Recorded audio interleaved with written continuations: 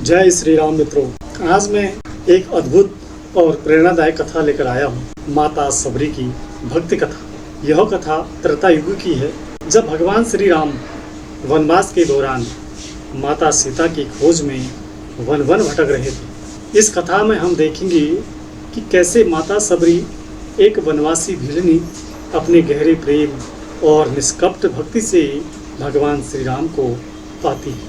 उनकी कहानी हमें सिखाती है कि जाति, कुल या समाज के बंधन नहीं, बल्कि सच्ची भक्ति और प्रेम ही प्रभु तक पहुंचाने का मार्ग है। माता सबरी का जीवन हमें बताता है कि समर्पण, प्रतीक्षा और निष्ठा से भरा हुआ हृदय प्रभु के दर्शन करा सकता है। भगवान श्री राम ने उनके प्रेम और भक्ति को स्वीकार किया और दिखाया कि प्रभु के लिए प्रेम सबसे बड़ा वरदान है। तो आइए इस सुंदर कथा का आनंद लें और देखें कि यह हमें भक्ति, प्रेम और समर्पण के गहरे अर्थ के बारे में क्या सिखाती है। मित्रों, त्रेता युग की बात है। घने जंगलों में सबरी नाम की एक भिलनी रहती थी। उसका हृदय अत्यंत पवित्र और भक्ति से भरा हुआ था। बचपन से ही उनमें भगवान की भक्ति का बीज था, लेकिन वह जन्म से वनवासी और निम्न जात की मानी जाती थी, इसलिए समाज में उससे सम्मान नहीं मिलता था। सबरी को संतों और महात्माओं के दर्शन की बड़ी लालसा थी। वह महान ऋषि मतंग ऋषि की शरण में पहुंची और उनसे भक्ति का मार्ग सीखा। मतंग ऋषि ने उसे यह उपदेश दिया कि बेटी, एक दिन प्रभु श्री राम अवश्य तुम्हारे द्वार पर पधारेंगे। तुम बस प्रेम और भक्ति में लगी रहो।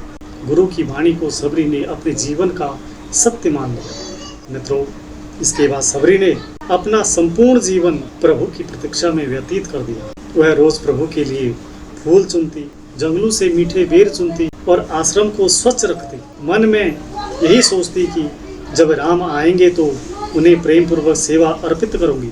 उसका भक्ति भाव इतना गहरा था कि वह रोज बेर चख चख कर देखती कि कौन सा मीठा है, ताकि भगवान को कड़वा या खट्टा फल न मिले। जब भगवान श्री राम सीता की खोज में वन वन घूम रहे थे, तब वे लक्ष्मण के साथ सबरी के आश्रम में पहुंचे। माता सबरी ने प्रभु का दर्शन किया तो उनकी आंखों से अश्रुधारा बह निकली। वह दौड़कर उनके चरणों में गिर गई और बोली, प्रभु, आज मेरा जीवन धन्य हो गया। माता सबरी ने उन्हें वे बेर अर्पित किए जो वर्षों से उनके लिए चुनती और परखती थी। वह बेर पहले स्वयं चखती थी ताकि केवल मीठे ही प्रभु को दे सकें। सामान्यतः यह रीति अनुचित मानी जाती थी, परंतु भगवान श्री राम ने उन वीरों को अत्यंत प्रेम से ग्रहण किया।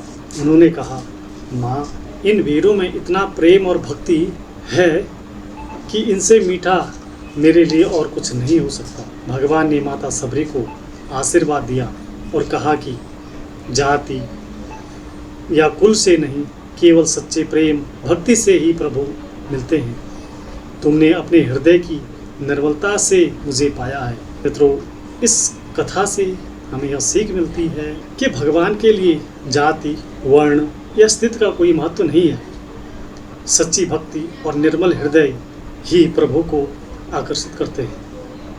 सबरी की भक्ति हमें सिखाती है कि ईश्वर केवल प्रेम और विश्वास चाहते हैं, बाहरी आडंबर नहीं। मित्रों, अगर आपको यह कथा पसंद आई हो तो कृपया लाइक, शेयर और फॉलो जरूर करें। आप लोगों का बहुत बहुत धन्यवाद। फिर मिलेंगे एक नई ज्ञानवर्धक कहानी के साथ। तब तक के लिए बाय बाय।